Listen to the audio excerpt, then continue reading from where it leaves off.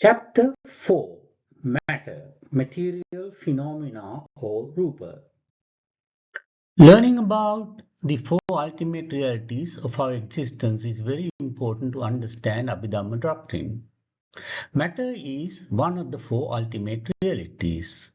It represents materials. In Buddhist doctrine, it is also referred to as Rupa. According to Abhidhamma, the true reality, matter, comprises of four great essentials. These great essentials are also referred to as Mahabhuta. The four great essentials are Pathavi, Apo, Thejo, and Vayo. Pathavi Dhatu. Pathavi Dhatu represents solidity and extension. It is sensed via hardness and softness. It is referred to as the earth element, but it is very important to know that it is not earth. Is it referred to as earth only because earth is hard and solid? Then Apodhatu. Apodhatu represents fluidity and cohesion. It cannot be sensed via any sense organs. Its characteristics are trickling and oozing. It is referred to as the water element, but it is not water. Is it referred to as water only because it prevents scattering and has the characteristics of oozing and trickling like water? Then Tejo Dhatu. Tejo Dhatu represents cold and heat. It's sensed via temperature. It is referred to as fire, but it is not fire. Is it referred to as fire because its characteristics is most closely resembled by fire? Then finally, Vayo Dhatu. Vayo Dhatu represents motion and pressure. It's sensed via tangible pressure. It's referred to as air, but it is not air. Is it referred to as air because the characteristics of Vayo Dhatu is most closely resembled by characteristics of air? After describing the four basic elements of matter, Abhidhamma enumerates or lists its own periodic table of 24 different materials derived from these Mahabhutas, Pathavi, Apo, Tejo, and Vayu. They include 14 concretely produced or easy to imagine elements and 10 non-concretely produced or somewhat difficult to imagine or abstract elements. Now, couple of special features of Abhidhamma's periodic table is important to mention here to distinguish it from the periodic table that we learn from school. Number one, elements in the Abhidhamma's periodic table is described most of the time in relation to our body. And number two, there is no clear demarcation between consciousness and matter. There are some elements out of these 24 that somewhat connect to both mind and matter. Now I'm going to begin describing the 14 concretely produced matter or the first 14 components of Abhidhamma's periodic table. These include the five sensitive phenomena: the eye sensitivity, the ear sensitivity, the nose sensitivity, the tongue sensitivity, and the body sensitivity. It is very important that the sensitive material identified here are not the same as the organ.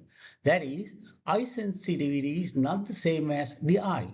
It is the sensitive substance in the retina that registers light and color and serves as the base and door for eye consciousness. Its characteristics: it's sensitive to the primary element that provides data or information to the eye. It gathers data from whatever the mind looks at, focuses on. Its function is to pick up information from that object. Then there's the four objective material phenomena.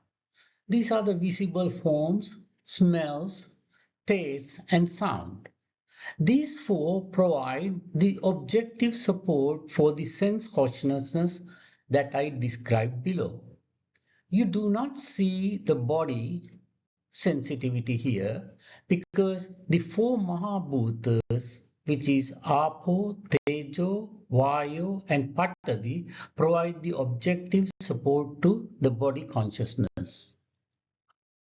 I mentioned earlier that one unique characteristic of Abhidhamma's periodic table is the fact that it makes associations with the human body. So the next two elements in the periodic table of Abhidhamma are femininity and masculinity. And this is the characteristic that distinguish females and male sex, and its function is to show either femininity or masculinity. Then there's the element heart base.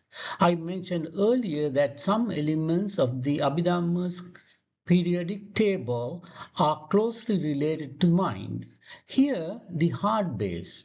Its characteristic is providing material support for mind element or mind consciousness. Its function is to uphold the mind element and mind consciousness. And it is found in dependence on the blood inside the heart and assisted by the four great essential and maintained by the life faculty. Then there's life faculty phenomena. As I mentioned earlier, Abhidhamma's periodic table makes connections to between human body and human mind, and this is the material counterpart of the psychic life faculty.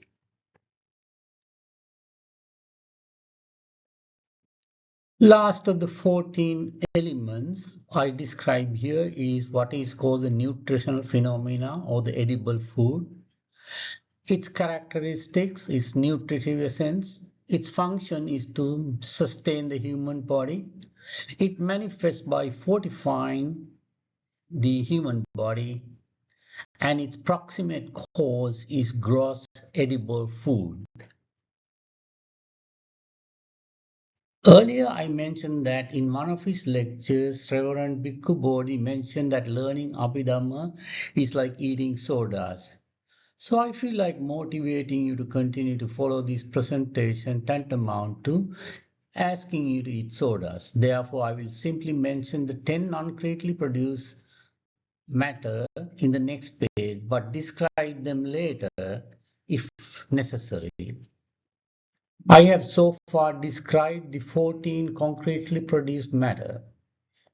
Now there is 10 more non-concretely produced matter enumerated or listed here.